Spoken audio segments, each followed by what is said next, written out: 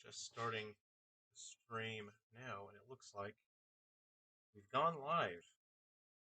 Happy holidays, everyone. If you just give me a few minutes, we'll get things started, and we'll get rolling on what we're working on here.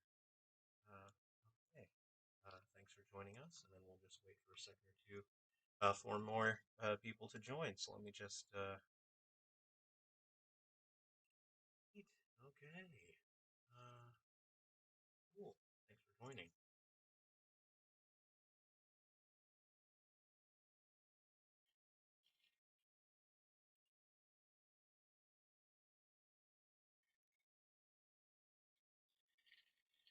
Okay, and Merry Christmas, Happy Holidays to everyone.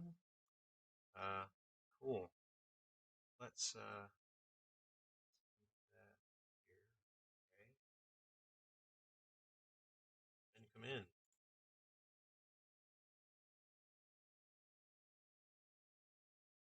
All right, still getting things slightly started. So we'll be working on a new game that uh, we sort of started this month.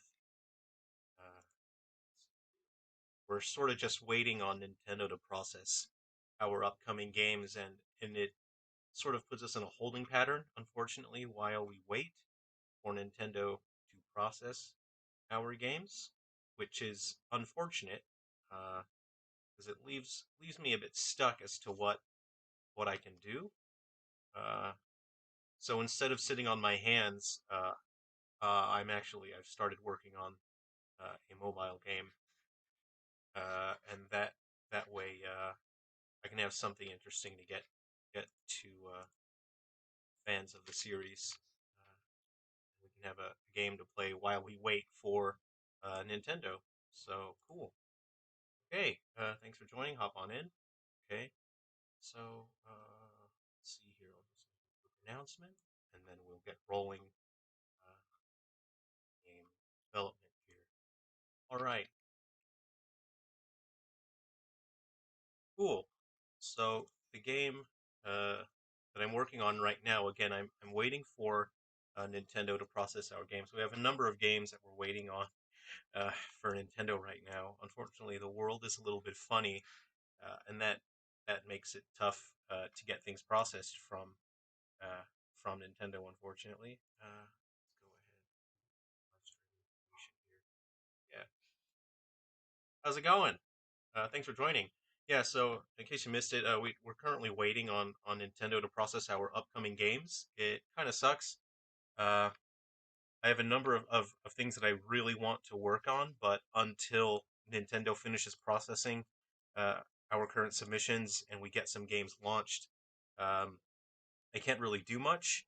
We're waiting for them to process Undertakers, and then once the Christmas season is over, we will submit Guardians and Metal Exterminators.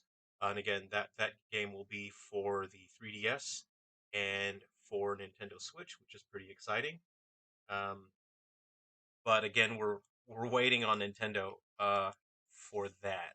And unfortunately, I'm a small time developer. Nintendo um, has to focus on their bigger developers that have large existing audiences and IPs that are already earning them tons of attention. So unfortunately, we're really low on the priority list with Silver Falls. So we're waiting for Nintendo to process our games. So while I'm doing that, um, I'm working on um, this game, which I'm announcing today, and that is Silver Falls Infinite Frontier. So what Infinite Frontier is, it's a free mobile game. Again, there's no transactions. I really disagree with that philosophy. I think transactions in games lead to bad games. I think it leads to an abusive relationship towards the people that play the game, and they really irritate me that developers focus on, oh yeah, but if we make the game like a an inconvenience if we inconvenience players then well maybe we'll just let them spend $5, but then you open up other, well, you open up pretty much any mobile game and then you'll see hey, do you want to spend $150 on these dumb red gems or whatever thing? So that really irritates me. I'm just going to adjust my air conditioner here. Um,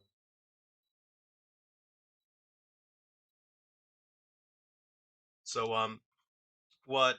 Yeah, ads. So Infinite Frontier will have ads, uh, and I'll sort of I'll go through it and I'll show you a little bit of what it's going through, but I'm still in the middle of finishing up the battle system. So unfortunately, I can't show you the battle system, but I'll go ahead and I'll run you guys just through the sort of the layout here. And it doesn't have a lot of graphics. I've spent the past uh, month actually just programming the menus, and menus are hugely complex. I can show you the code. So because this game is for mobile devices, um, there's no, I don't have like a non-disclosure agreement, so I can show you all of my work. I can show you my programming. I can show you how everything connects and how everything works. And I think that's more fun to show people, sort of behind the curtain, what makes a game tick and what makes it all sort of run. Um, so with ads in the game, well, I'll just open this up. Uh, you get stuff. I mean, obviously you're going to get a bunch of stuff. So we'll open the roster first, and there's just an infinite amount of holds there. So these are placeholder graphics, and these placeholder graphics are for the different characters you'll be able to recruit. So there will be a lot of characters that you can recruit. Pretty much, Infinite Frontier lets me take any character, even if they're not a protagonist, even if they're not a main character in one of the Silver Falls games. Um, Anyone is fair game. It doesn't matter if someone's the most background character possible. They could be, an item shop guy. If you've played Galaxy Bound Curse on the Game Boy, someone that works in the meat shop or the butcher shop or the grocery store, they could appear here, and they all have their own various stats. So I'll sort of open up a character. Um, and I mean, I sort of chatted with some people before, and we've talked on, we sort of talk on YouTube and Twitter and whatnot. So people that have chatted with me can probably get an idea that I absolutely love character stats. I just I could spend hours staring at screens with numbers, and I grew up playing games like RPGs, especially Final Fantasy VII. I used to you know toggle equipment on and off and look at what materia did, and uh, I just love the numbers. It's so cool. And then you take your character into battle, and you're like, yeah, check out my numbers. So the character status screen here, I wanted to make it as quick and easy or for players to be able to look at the information. So if you have a look at the right here, I mean, I don't have any equipment on this character, unfortunately, so they don't have any stats to show. But if you have your weapon, it'll show how that weapon affects your stats there. There's a question mark. We don't know what that is yet.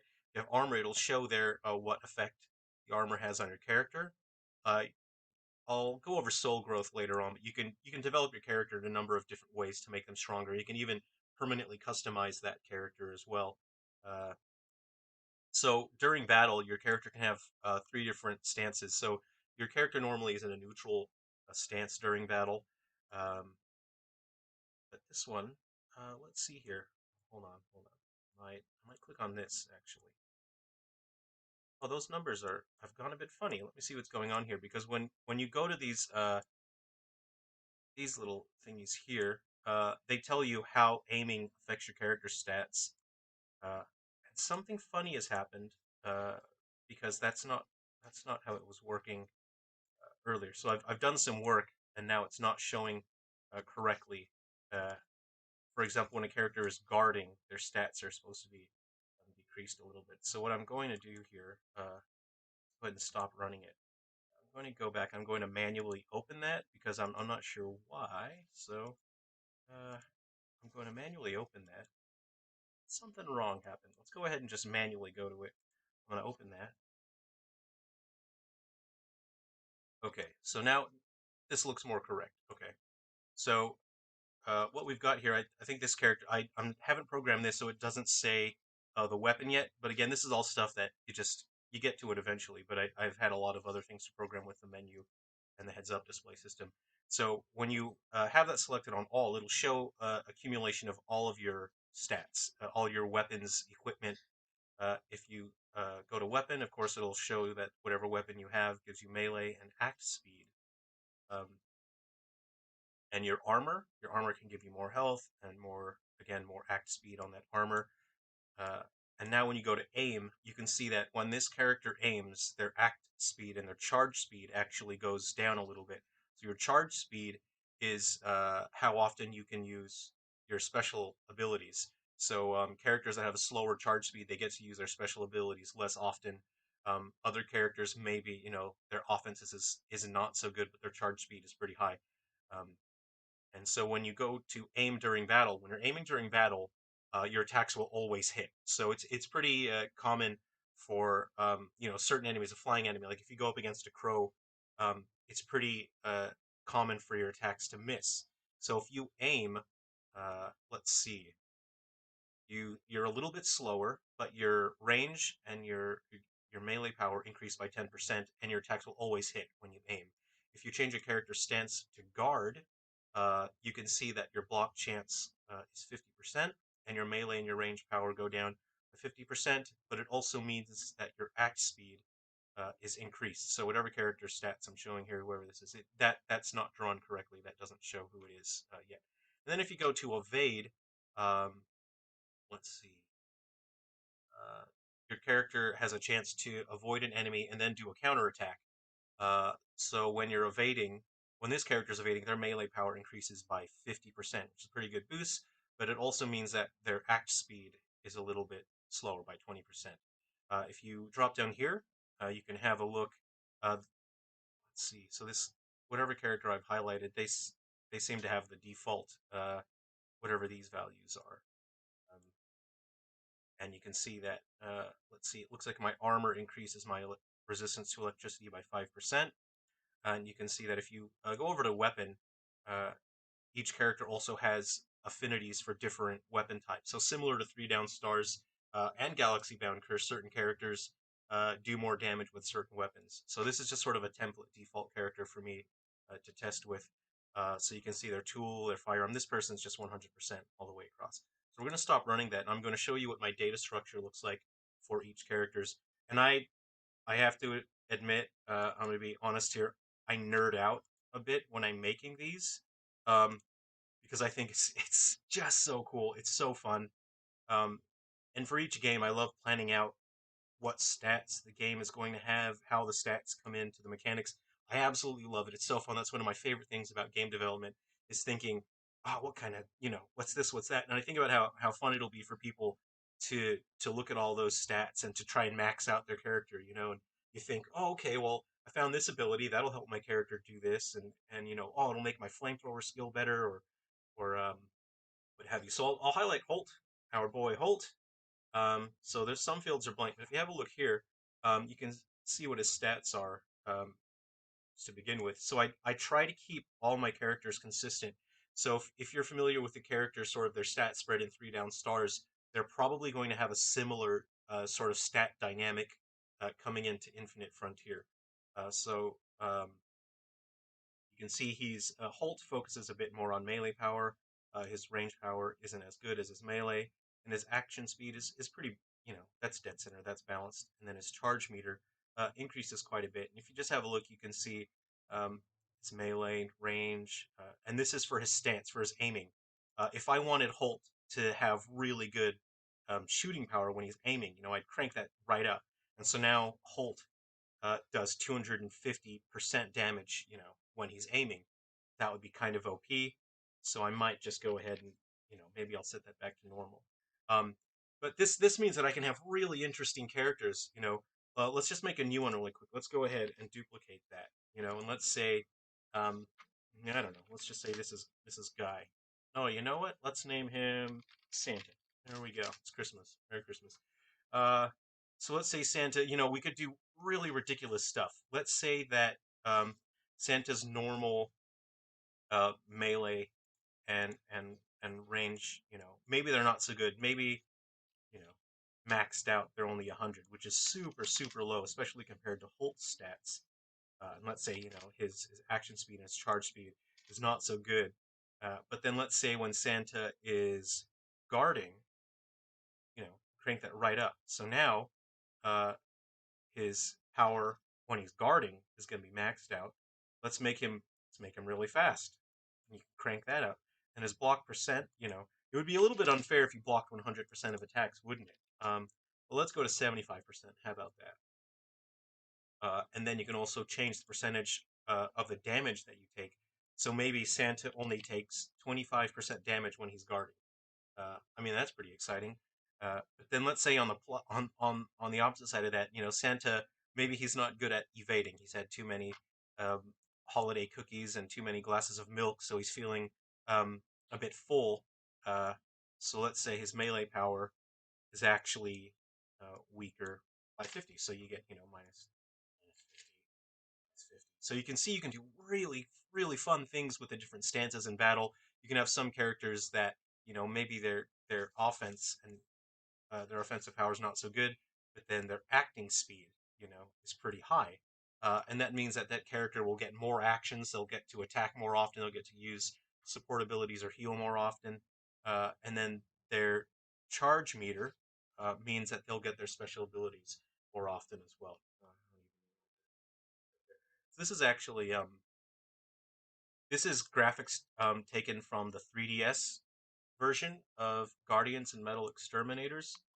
Uh, you can see sort of the shader it's using is I haven't. This is just placeholder graphics while I'm working on a menu, but I mean like we'll be using the standard shader. So if you that, let's see here. I didn't even set this. Actually, a better comparison. Hold on. So I've got my universal character system here.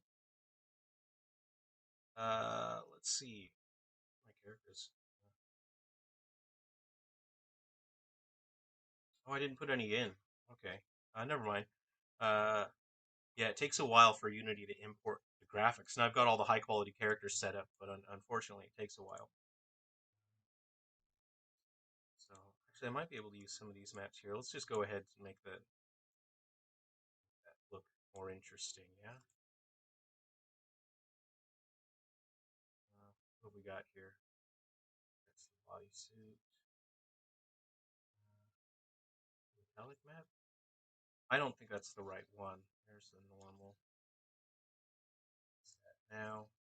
Is this ambient occlusion? It never puts the right ones in there. I think that's a bad. Yeah. So it doesn't put metallic map is not correct. The format that this spits them out at is incorrect. I'm just going to manually adjust that here. That's not, those normals are not correct. It's not quite right.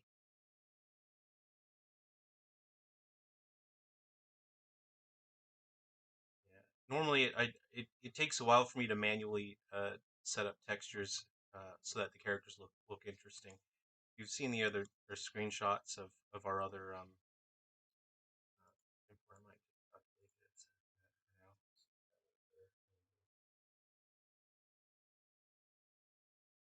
It's weird. Yeah, I'll have to fix those weird bits there. Um, don't have don't have Bolt or anything like that. Oh, Uruguay, cool. Well, thanks for joining the stream. Yeah. So Infinite Frontier will be on both Apple and Android again, free, no money. There will be there will be no required ads. They're all optional.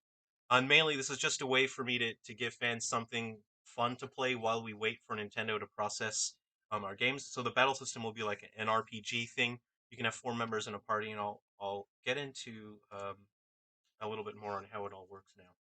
Um, it's just a fun way to sort of because I suspect in the future it's going to take sometimes there will be a lag when we submit things to Nintendo because we're a small studio. Who knows how long it'll take for Nintendo to process our stuff. So this will give me a chance to, while I'm waiting for Nintendo, I can always update Infinite Frontier very quickly. I can keep adding new content. I can add new events, new characters, weapons, items, new features. So if I click on the roster again, character in the party. If you have a look at the cards here, I might just zoom in on that a little bit. Uh, Here we go. So in order to use a character, why can't I scroll? Okay, don't know why it won't let me scroll there. Uh, to use a character when you're setting up a mission. I may as well just go here. You go to mission. These are placeholder graphics as well, placeholder text. It's not the final thing. It's just while I'm programming it. So when you click on a mission, you have your party set up there. In order to use a character, you have to use a calling card. So if you go to your roster, you see your calling cards here, and this is just a placeholder. So the you can have a look here. There's a 1 star. This is a copper card. This is silver, which is 2 star. This is gold, which is 3. This is a special one, which is 4. And then you have uh, 2 super special ones. They're only 3 star here. So you have a tie dye and you have holographic. The tie dye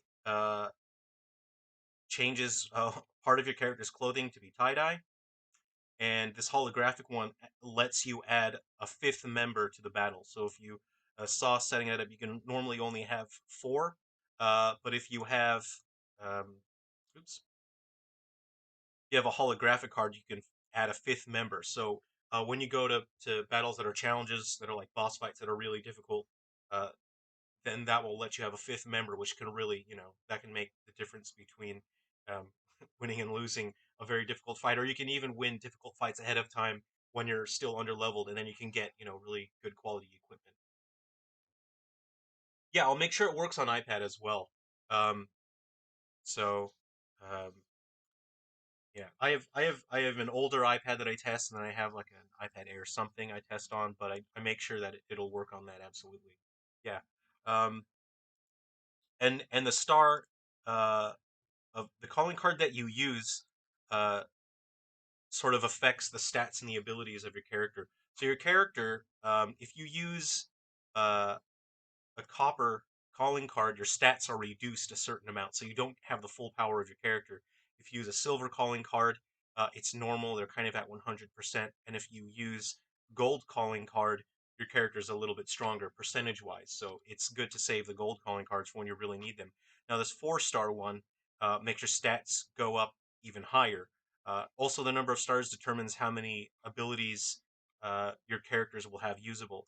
So this hasn't been programmed, so I can't really show you. When you go to soul growth, your character will be able to permanently learn new actions that they can use during battle, uh, and that's in soul growth. So they have permanent actions, uh, but you have to use the calling card in order to use that. So if you use the copper card, you'll only have access to one action. If you use that one's the 2 star, you'll have access to 2 actions, and then if you have 3, you'll have access to 3 actions.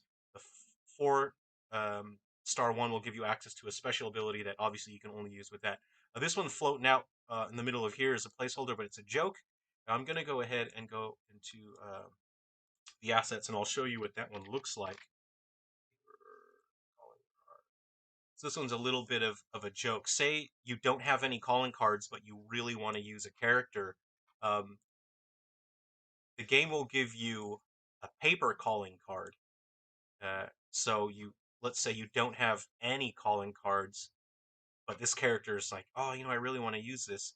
Uh, the game will let you use that character. It'll give you some paper calling cards, and your stats are gonna suck. You won't have access to your good abilities, uh, but at least you'll get to use the character, and you're never locked out of using a character for the most part because it'll give you these paper ones. It's a little bit of a joke, but also a way to sort of protect you from not having access to your favorite characters.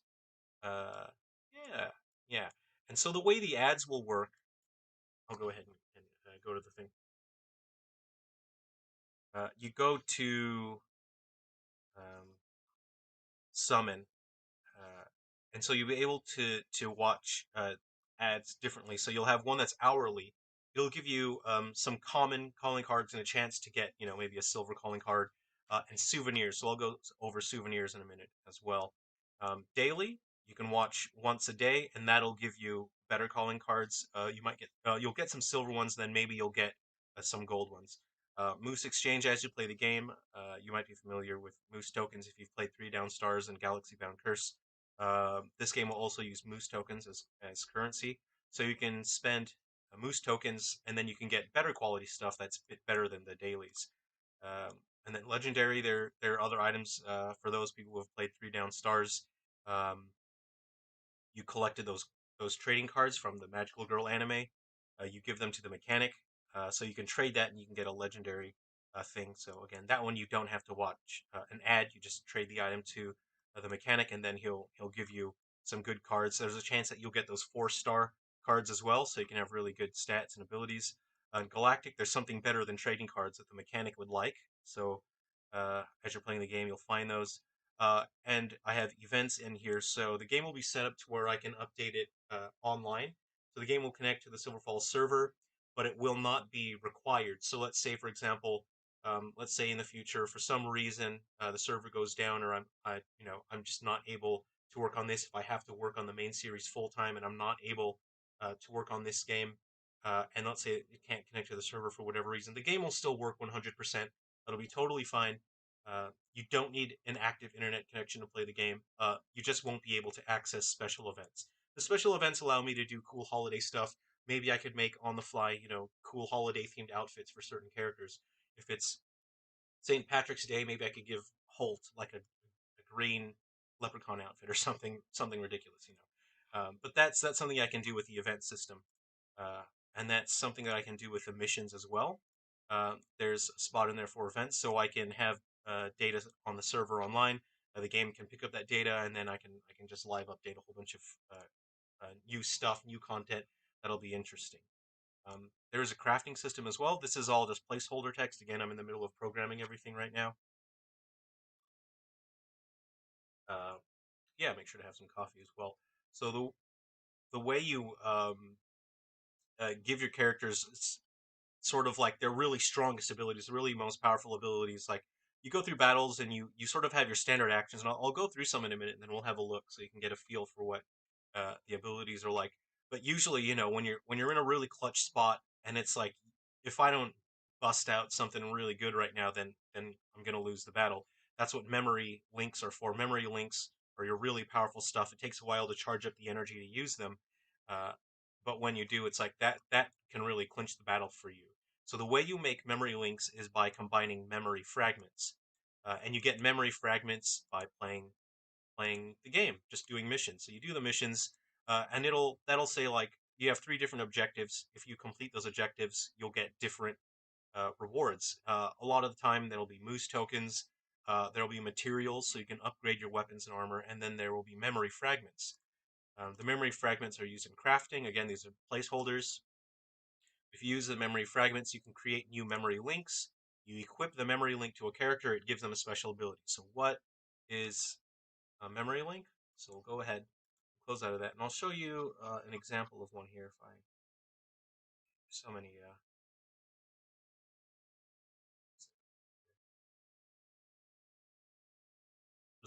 my weapons. I've been meaning to give these things custom icons. You can give them custom icons, and I normally do that when I make a custom framework, but just hasn't been a priority. It's just a cosmetic thing for me in the office. Memory links. So let's say, for example, a soccer kick. So Holt's special attack at 3 down stars it's pretty standard. He does a soccer kick, but it knocks the enemy back a fair bit, so it's quite useful. Um, oh, okay. So, okay, so you can give it a description as well. You give it a graphic icon, but it has an attached action. Right now, it just has a standard attack. Let's see. If I go to action, so you go to standard action. So you can make a memory link. Um, uh, have any action. Use a sort of standard actions, but say I wanted to give him, something like super slam. That'd be wrong. I need to give him soccer kick. So I would just have to say I'd have to create a new one called soccer kick. Unity action skill. This would be soccer kick. But this is not a standard ability because I know that it's special. So I would want to put it on 4 memory fragment. And again, this is organizational. All right, so that's got 4 soccer kick. I mean, you put the name in there. But I'll show you the properties that an attack can have. So you have your basic power. Um, the base standard of attack is 5. I know that off the top of my head because I made it. Uh, but this is a special attack. It's meant to be really good, So let's just make it, Whoa, that's crazy strong. So it does 4 times the damage of a normal standard attack. And because it's a soccer kick, I'm going to make it a sport property. So that means that characters who have an affinity for sport, you sort of look at their stats here. Some characters, they're really good at sports, so they actually deal more damage with sport-related weapons and abilities. So I'm going to say that's a sport. It doesn't use the weapon properties, and let's say that it only targets one enemy. If it was like a different kind of attack, you could say it hits all the targets, but this one does not. So we have a range property. So if you have a character that's directly in front of you, it's considered, point blank. If you have a character that's a little off to the side, they're a little bit farther from you, uh, then I would say a melee attack like that will do very little damage to it. And then if you have an enemy that's sort of in the back row, that's sort of, shooting projectile vomit at you, that's pretty far away. So your soccer kick would do very little damage to that enemy. And then you also have your special effects. So you have a chance to soak the enemy to make them wet. You can make cover them in oil, electrify them, freeze them. You can also blind the enemy. You can inflict fear, or you can make that character brave. Then you can also affect the damage output when that character has a certain um, uh, uh, status on them. So I have an ability here. We'll go to it. It's called Sucker Punch. I think I also have Haymaker in here. Is it in here? Oh no, I haven't done that one yet. So Sucker Punch is a melee attack that deals 3 times the damage to targets with blind. So if you have an attack, you've blinded the enemy, um, then if you have a look at that damage mode when blind, so this attack will deal 300% damage if the enemy is blind. So that's pretty fun. Um, Stylish Strike. Yeah, so you can stun the enemies as well. So you can actually inflict a stun. So stun time, maybe the power isn't so good, but the stun stops that enemy from taking action. So it makes it quite useful. So you might have some characters that are not good at dealing raw damage, but they're good. A number of their abilities can stun the enemies. That can be quite useful because if you have one character stun the enemy, you can have your other characters who are stronger, but maybe a little bit slower. You can have those characters, you know, they can be the ones that dish out all the damage, and you can stop the enemies from damaging you. Okay, so we want to go back to that memory link, and we want to make sure that the correct action is connected now. So now when a character equips this memory link, that's a recipe for creating the memory link. Uh, so when a character equips that memory link, uh, they will have the ability Soccer Kick. But you have character of origin. Why does a memory link have a character of origin? So I really want this game to be just fan service. For people that really enjoy the characters, they enjoy the story. This game is going to be designed to just sort of say, "Hey, you know this thing about these two characters. You know that these two characters are friends. Well, I want to reward those players." And I think it's cathartic and exciting to see something that you know about a character. You get rewarded for it. So every memory link has a character of origin. When you equip the memory link to a character who has a strong relationship to the character of origin, it makes that move stronger. So obviously Annalise and Moss, they have a strong connection to Holt. They're the protagonists of Three Down Stars. They became friends over the course of the story. So if you equip Moss with, go ahead and shrink these down. If you equip Moss with Soccer Kick, because he's quite close with Holt, then he'll get like a 30% damage boost on that. And then Annalise also has a connection to Holt, so if you give her Soccer Kick, she'll get a 30% damage boost as well. Uh, and you also will have team boosts. So if you have certain characters in a team together, then uh, you'll get certain boosts. So it'll boost everybody's stats a certain amount. And here are a few of the different memory fragments that you can collect. Again, you combine the memory fragments to make the memory links. Let's see, what else do I have here? So we'll have a look at the weapons.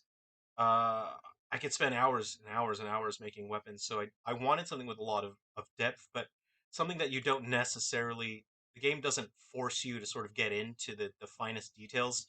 Um, because you can put the battle system on auto mode, and then yeah, it can be a little bit idle because if you're sitting at your desk working on something, you're doing work, you can have the game on auto and you can have it playing and grinding materials for you. Um, now, obviously, you can't do that for the harder battles. You'll have to play it manually, or else you'll just lose. Um, but for the players that really want to get into all the stats and maxing out the most effective strategies, there's a lot in here. Um, each weapon has a growth rate. Um, you can determine how each weapon affects your stats. So these are the base stats, but you can also have it affect your elemental alignment. So let's say this is the same setup for armor as well. So let's say you have a waterproof uh, jacket. Uh, then you would say that your elemental alignment, if you increase that, it means that your resistance to water has increased because you're wearing uh, a waterproof jacket. But this is a weapon, so that actually increases your water offensive capability. Um, you can also say like, oh, if you're wearing um, like a a lumberjack shirt, you know, could be a form of armor. Well, then that'll increase your lumberjack stats by 30%. So now oops, now your lumberjack attacks now do an extra 30% damage because you're wearing a lumberjack shirt. That's something you can do with that as well. There's a whole lot you can do, and the weapons have these again properties. And the way I do this, as opposed to just having like, oh, you have to pick one, uh, is because a weapon can have lots of different properties, and all of those properties will stack. So let's say that you have abilities like, if you've played Three Down Stars, you might have gotten abilities like um, Cryomaniac, Pyromaniac, Electromaniac, and they all boost elemental weapons. But if that weapon has all of those elements, then all of those boosts stack, and suddenly you have this weapon that's insanely powerful that does huge amounts of damage. And there's a lot. There's going to be a lot of fun little strategies like that hidden that people can explore and they can find for themselves, and players will be able to come up with their own strategies. So I've had a lot of people message me, on Twitter and Facebook, and they'll say, "Oh man, I just realized you can mix all these skills together in Three Down Stars, and my character's suddenly doing like an insane amount of damage." And that's really fun because there's so many combinations that you can do with all of the skills and all of the weapons in Three Down Stars. I planned a lot, and I thought about how a lot of things can come together, but it's impossible for me to have planned every single combination. So I'll have some people that message and they'll explain something to me that I hadn't thought about that is possible in the game. And I think that's really cool is that people are saying like, oh man, I just did 4 digits of damage by combining all these skills and then they said, oh yeah, and then you can combine it with the food boost from eating the snacks. And I think like, that's so cool. Even I didn't think about that. Now you can do like an insane amount of damage. So that's exciting. And that sort of thing, um, is what makes the game really fun is when you can spend your own time, as much time as you want, sort of getting into the mechanics of it and putting all the pieces together. And it's a little bit like the Megazord effect. Like, oh man, by itself, it's just a thing, but you jam those parts together, and it's like, yeah, that's so cool. And the reason why your character's doing tons and tons of damage is because you came up with that strategy. You thought of it, and you were able to put it together. Um, my philosophy for game design, well, I mean, I have a few, but one of my driving philosophies for game design is you've got to give the player something to do, and you've got to give a player a way to do that. And with Three Down Stars, I wanted to give players a way to go through the battles the way the player wants. Um, so you're able to use a ton of different weapons. You're able to upgrade even the weakest weapons. They're designed to be upgraded an insane amount so that you can combine it with skills, and suddenly something that's as crappy as the camping knife that can be the strongest weapon because players can turn it into the strongest weapon if they want. Um, and that's what I'm hoping for with this game as well. Um, I've got a placeholder for the battle system here. So this is like super, super, super, super behind the scenes. Um, it's um, not anywhere near ready to show. I can't actually run it because I've spent most of my time working on Guardians and Metal Exterminators, but now I'm waiting for Nintendo, so I've started working on this. And so I use what's I don't know what other games use because I've never like dismantled the game. I've never seen other game developers sort of make their thing. So I use a system uh, that I sort of just came up with my own. Uh, Let me get this out of the way. I'll move that. I call it the auditionee and actor system.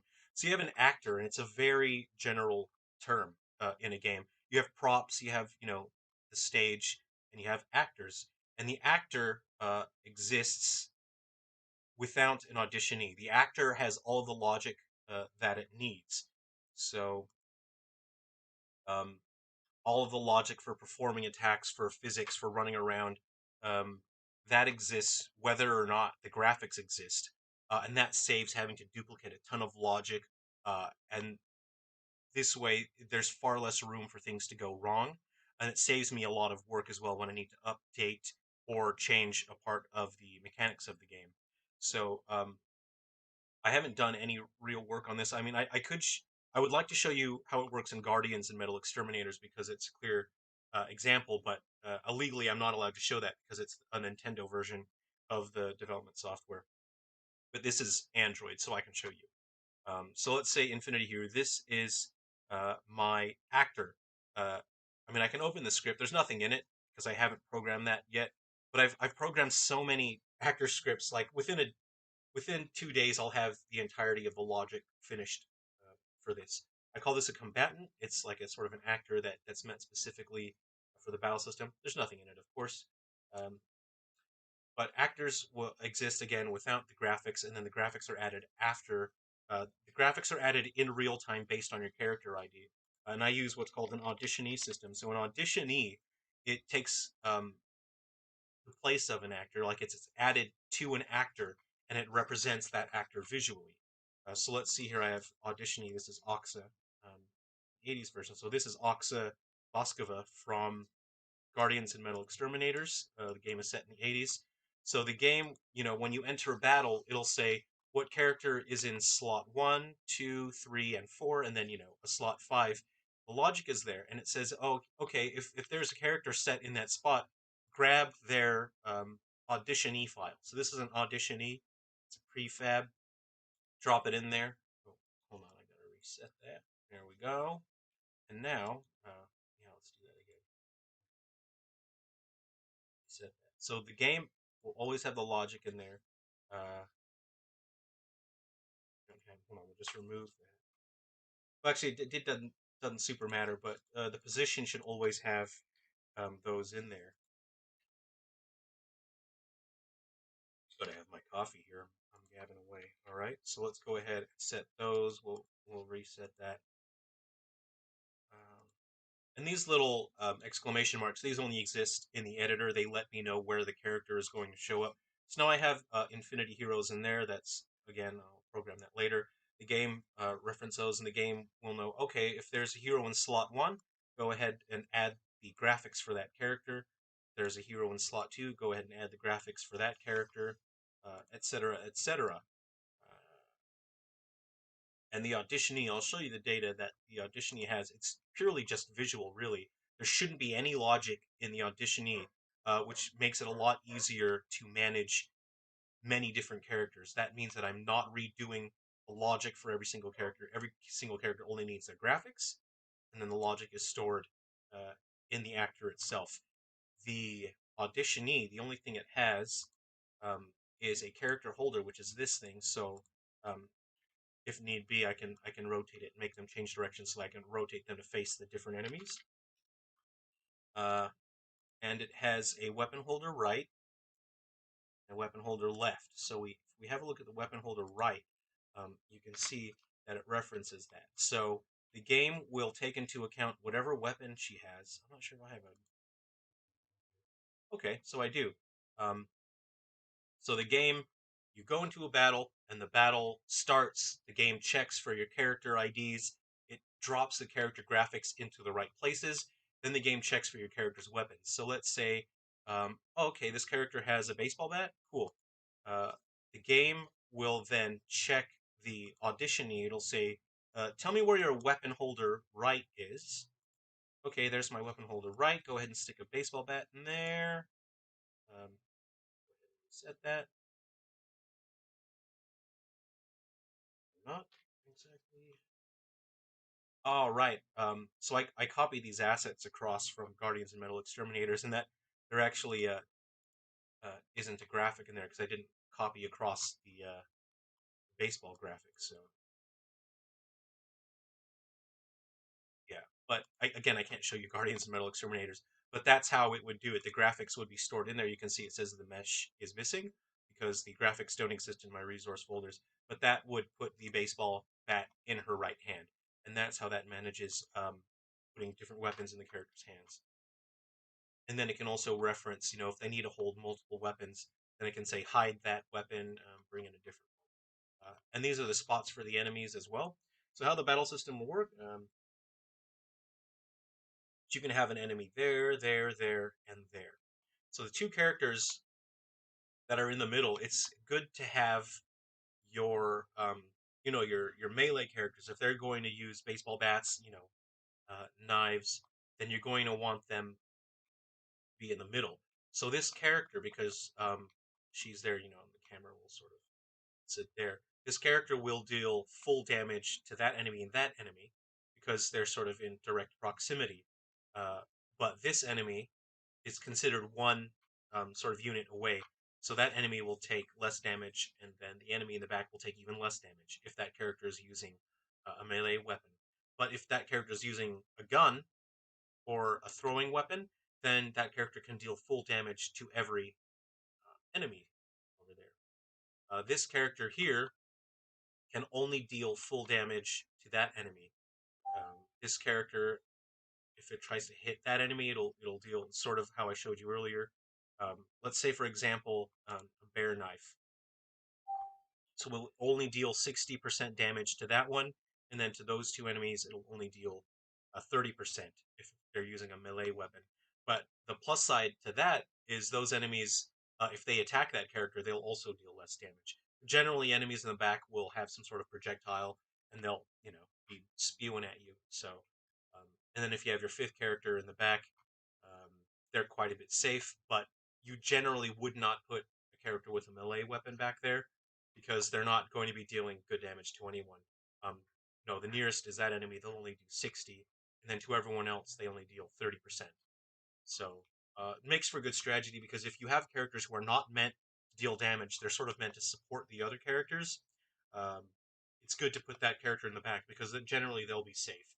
So you're sort of in an RPG setting, your magic user would be in the back. They can sort of buff the other characters. We can sort of have a look at some of the abilities here. Where am I put my things? So I got my weapons here. Oops. Bozos. Here, skills, passive, memory links. We go to action and then standard. Say, for example, we have hug. Hug is a good ability. Put my coffee down. Alrighty. Let's see. So if you use hug, the description is a cure a target of freeze. So you can see special effect, invert special effect, and you can see I have 100% on electrify. So it looks like that's wrong. Let's go ahead and fix that. There we go. So now we have 100% chance to cure freezing. Uh, and that target mode is ally, so it starts out targeting an ally. I mean, you could hug an enemy if you wanted, and then become friends. That's how it works.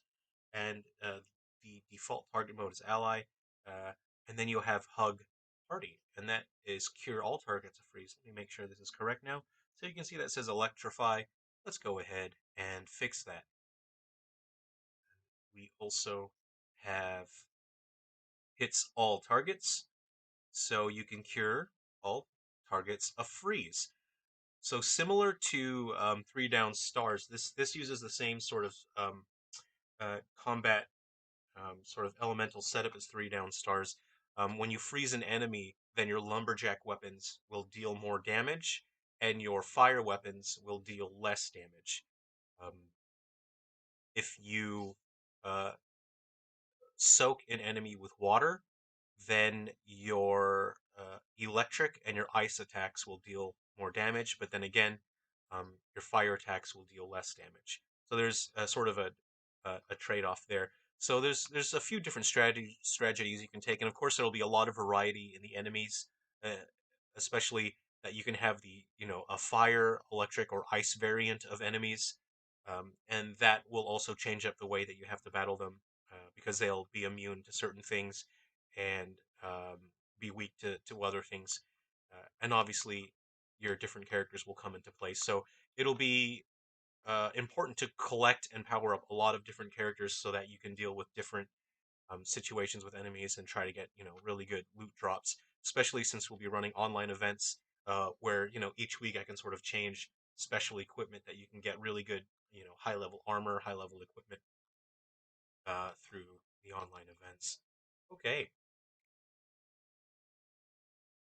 now there's uh, one aspect to the sort of the game that I think will be pretty fun is sort of a weekly concept to it. So when you're playing the game, this is actually the hub area. This cube is sort of just I put it there for scale, just so I know I don't have anything else to look at, so I got to make sure everything is to scale. But I'm gonna go ahead and drop my campfire in there. Okay. Let's see. That's standard material in there. Where's my material come from? All right, so I want to. There you got your ambient occlusion, but I might leave that out because it's a mobile game. I want to try to keep things optimized. Uh, my normal map in there. And this is the same campfire from Three Down Stars. So there's a bit of a graphical callback to Three Down Stars. Okay, so I can get rid of my cube. Actually, I'll set it off to the side because I still like the scale. Um, so I know what my sort of standard 3 feet 1 meter is. Put my campfire there. I can add. I'll add my flame and my. Well, I'll put a light on there now, um, just so we can have a cool thing here, so we can make it look dramatic. So what we'll do now is we'll go to the lighting, and instead of skybox, we'll put it on a standard color. Make it black. Thank you. Okay. Oopsies. Go back to my directional light, and what we'll do is we'll turn this guy right down so you can see that it's really dark now. Uh, and let's go ahead and make that kind of fire colored, yeah? Like a really intense, deep color. There we go, that's kind of fiery. And then I'll add the particle effects to it later. Real time. Um, Again, I like having dynamic shadows and everything, but I might leave the shadows off because I want the game to run pretty smoothly on as many different devices as possible. So this color still isn't quite right to me.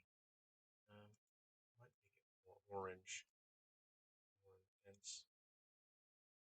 Okay, and intensity.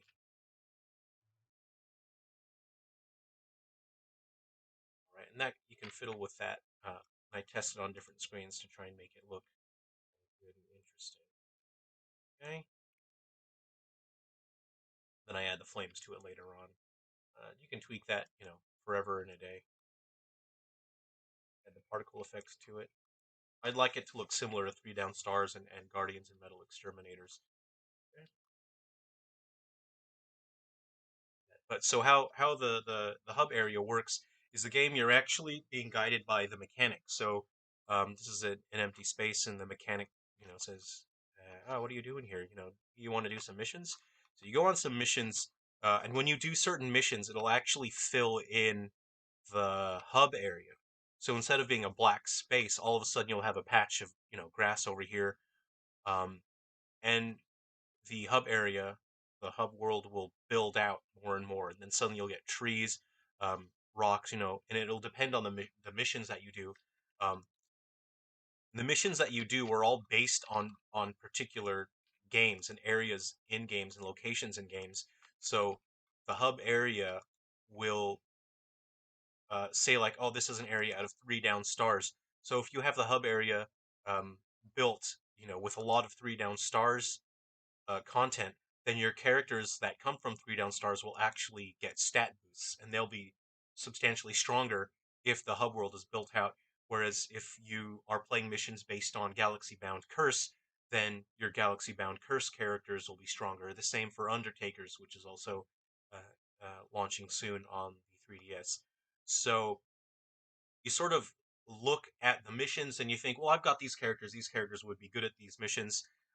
So you do certain world building missions to fill out the hub area, and it'll make those certain characters much, much stronger. But at the end of every single week, the hub area resets. So you kind of have a week to build up your hub, to power up your characters, and to do the very difficult missions at the end of the week. So by Friday night, Saturday morning, you'd really like to have the hub area built as much as possible, get your characters to be strengthened, and then do the tough missions to get the strong loot. Because after Saturday, the hub area resets to a black empty void, and then it's a clean slate for you to build up the hub area again, so you can try to tackle different tough missions with different characters. Yeah, and so I've planned out um, again when the I'll be launching Infinite Frontier in a public beta. So it'll be pretty early, and people can help me bug test and find bugs. But I'll be updating this pretty regularly, especially considering that Nintendo's still processing our games. So again, instead of sitting on my hands, I'll be working on this. People can send in reports and say, oh, I found a bug here, a bug there, or maybe this part's way too hard. What's going on? Or something here is not explained very well, then people can send those messages in. I can fine tune the game and I can get that rolled out. I don't need Nintendo to approve uh, Infinite Frontier, so I can update it as much as I want. Um, and so it'll launch in public beta. And I'm thinking it may only have 3 down stars content for the first public beta, but a couple days after that, I should have content from Undertakers, and then after that, content from Guardians and Metal Exterminators added. Hopefully, by that point, Nintendo will be finished processing our games, and then they'll be able to launch um, Guardians and Metal Exterminators. So I'm quite excited about Guardians actually. Oh, I wish I could show you guys, behind the scenes with Guardians, but unfortunately I can't. Um, but it's going to be pretty fun, I think. It does have a competitive multiplayer on the Switch, so you'll be able to fight each other. And you don't. It's not humans fighting other humans. You either pick, you can play as monsters or you can play as humans in Guardians and Metal Exterminators, and then you can have a team of players go up against each other. You can have 3 monsters, 1 human, or 3 humans, 1 monster. So I think that'll be pretty fun. Anyway, I'll keep working on this. We don't really need sand. I better get him out of there. And sort of, if you played a lot of Frontier Fighters and 3 Down Stars, then you might, you're probably familiar with how characters, how their stat spread looks. So, for example, Moss has much better uh, uh, good range power, so he's good with firearms, and his melee is pretty good as well. The problem is that his acting speed and his charge speed is not so good. So to use special abilities with Moss, it takes a lot longer to charge up, which means he won't get to do as many special abilities as, let's say, we'll go to Annalise. So Annalise, her melee power is not great, and her range power is not great, but she can act a lot faster than Holt and Moss, and her charge meter goes up quite a bit. So she gets access to her special abilities quite often. Um, so she's a very good technical character as well, and her damage output isn't bad, especially compared to Holt's. His baseline range power is 200. Um, but that's her main strength.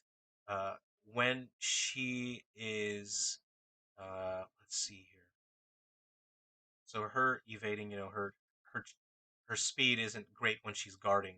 Let's see. Let's go to Moss. If you go when Moss is aiming, his action speed actually increases. So it's 140% of what it normally is. So his action speed is normally kind of slow, but when he's aiming, he can act a lot more. His melee power goes down quite a bit, but his range power goes up. So Moss is very good at aiming, which is, expected for his character because he's quite good with firearms.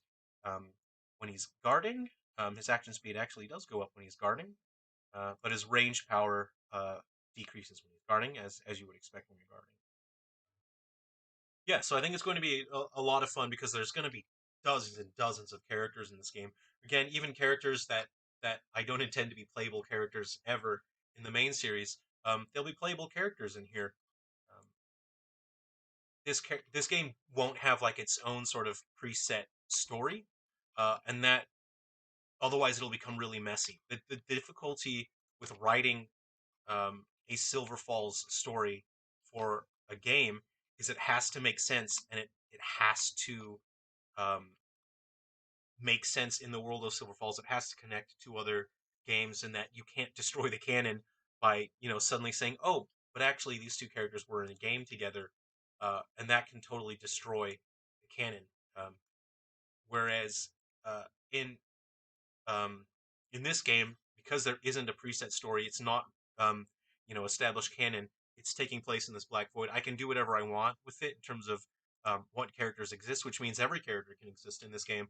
And that way, it's good fun. You don't really have to worry about a story. It also means that if you are invested in the story, you're not required to play this game in order to understand future games. So again, this game's optional. It's just for fun. Um, and it's the main games on the consoles. They'll have all the story and everything. Uh, anyway, I hope you guys sort of enjoyed it, having a behind the scenes look at how uh, the game works, sort of taking a look at my philosophy behind design. Um, yeah, I appreciate you guys joining. And if you missed the stream and you're watching this after the fact, then yeah, I hope you enjoyed that. I hope you have a safe holiday season, and I wish you all good health and safety for you and your families and everything. Anyway, I'll sort of wrap things up a little bit, and I'll just go through here and check some files, and then we'll wrap up the stream in a minute. But thank you for joining, uh, and if you've caught it after the fact, hey, thanks for watching the video, and I hope to see you guys again soon. Uh, Undertakers for Europe and European regions should be launching on the 14th of January. I've been advised that's when Undertakers will be launching. So Undertakers will be on 3DS, all models. So you can get it 3DS, 2DS. Undertakers will be out on that. I'm still waiting for Nintendo of America to process my submission. Unfortunately, it's taken a very long time. I submitted the game back in September, which is very unfortunate. Um, and I don't have any particular idea on when Nintendo of America will. Hey, happy holidays! Thanks. Yeah, I have no particular idea when Nintendo will have Undertakers ready for the North American region. So I'm very sorry about that. I do contact them um, every week, every other week to ask them what the deal is. And unfortunately, I don't always get an answer, which to me tells me that they're very busy. The world's kind of crazy right now. I'm sure they're getting tons of submissions, and unfortunately, Undertakers is taking a little longer than we want. But uh, hey, Europe's going to get it in January 14th again. I'm hoping. Um, and hopefully Guardians and Metal Exterminators. That'll be on 3DS again. I've worked crazy, crazy hard on Guardians and Metal Exterminators, and it works on the all models, so 2DS, old 3DS, but it does run better on new 3DS. You'll get better frame rates, smoother gameplay. Um, and there will be exclusive content on the 3DS version. So there will be actually a portion of gameplay in Guardians and Metal Exterminators um, that's an Undertaker's crossover. So you get a crossover between that gameplay style and Undertaker's. That part of the game is exclusive to the 3DS, so it won't be on the Switch. and then you'll have the Switch version of Guardians and Metal Exterminators, which will have the multiplayer aspect, and that's couch multiplayer, so you can have PvP or even co-op. So yeah, okay.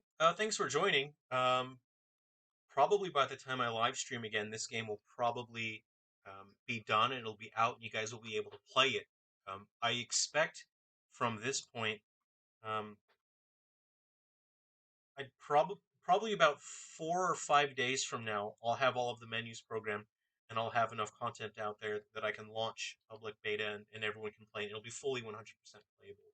So I'm hoping, yeah, probably within 5 days it'll be out and playable, and then maybe I'll do a live stream where I'm sort of playing it and I can see what sort of stuff I get. We can sort of hang out and play the game together when it launches. Maybe, who knows? Um, Happy holidays, everyone. Please be safe. Thank you again for supporting Silver Falls. I'm super, super appreciative. If you've sent a message or anything and I've forgotten to respond, I'm really sorry about that. I'm just laser focused on getting so much work done. I'm having to balance planning out the series and working with um, my correspondents at Nintendo, doing the marketing. Um, it's difficult to focus on so many things while trying to get the games done, because you can't just shift gears from working on these. And I don't work at a leisurely pace. I go full board to get all the work done as quickly as possible.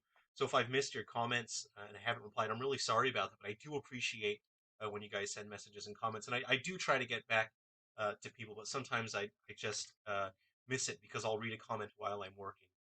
But if that happens, I'm really sorry. But I really appreciate all of you for supporting the game, and I really hope that I can get this out and you guys have fun with it. So take care. Happy holidays. We'll see you all again soon. Um, Merry Christmas. Happy holidays.